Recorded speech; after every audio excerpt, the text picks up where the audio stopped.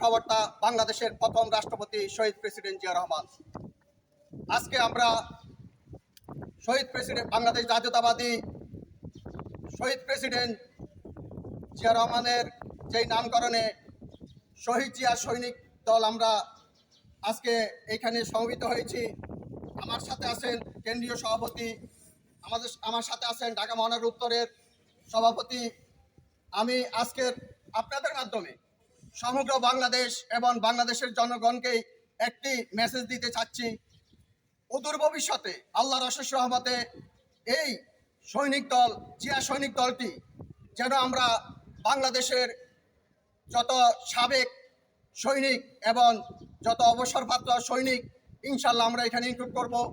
তার পাশাপাশি শহীদ প্রেসিডেন্ট জিয়া রহমানের যেই 19 দফা, সেই 19 দফা থেকে আমরা আমাদের বর্তমান বাংলাদেশ জাতীয়তাবাদী দলের চেয়ারম্যান এবং গণপ্রজাতন্ত্র বাংলাদেশ সরকারের প্রধানমন্ত্রী জনাব তারেক রহমান ওনার 31 দফাকে নিয়েই আমরা ইনশাল্লাহ কাজ করে যাব।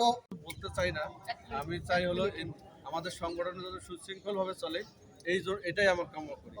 আসসালামু আলাইকুম, সবাই ভালো থাকেন। অলরেডি চলছে, আমাদের 40টা জেলা কমিটি আছে, সেগুলো আমরা আরও শক্তিশালী করার জন্য আমরা চেষ্টা করছি এবং বাকি জেলাগুলো আমরা কমিটি দেওয়ার জন্য চেষ্টা করছি। ইনশাল্লাহ আমি আপনাদের সামনে আজ বলতে চাই, বাংলাদেশ জাতীয়তাবাদী জিয়া সৈনিক দল অন্যায়ের বিপক্ষে সবসময় কাজ করবে, কখনো অন্যের পক্ষে কাজ করবে না। আর আমাদের মাননীয় প্রধানমন্ত্রী জনাব তারেক রহমান সাহেব তার নির্দেশনা জাতীয়তাবাদী জিয়া সৈনিক দল ঢাকা মহানগর উত্তর কমিটি উদ্যোগে শহীদ জিয়াউর রহমানের মাজারে পুষ্পস্তবক অর্পণের মাধ্যমে তাদের সাংগঠনিক কার্যক্রম শুরু করতে যাচ্ছে। আমরা কেন্দ্রীয় কমিটির পক্ষ থেকে আশা করি তাদের মাধ্যমে সাংগঠনিক কার্যক্রম আরও অগ্রসর হবে বলে আমি শেষ করছি। আসসালামু আলাইকুম। বাংলাদেশ জাতীয়তাবাদী জিয়া সৈনিক দল আয়োজিত আজকে শহীদ জিয়াউর রহমানের মাজারে ফুল দিয়ে শ্রদ্ধা নিবেদনের জন্য দল এবং জাতীয়তাবাদী সৈনিক দল মহানগর উত্তর এবং কেন্দ্রীয় সভাপতি সবাইকে আমার শুভেচ্ছা।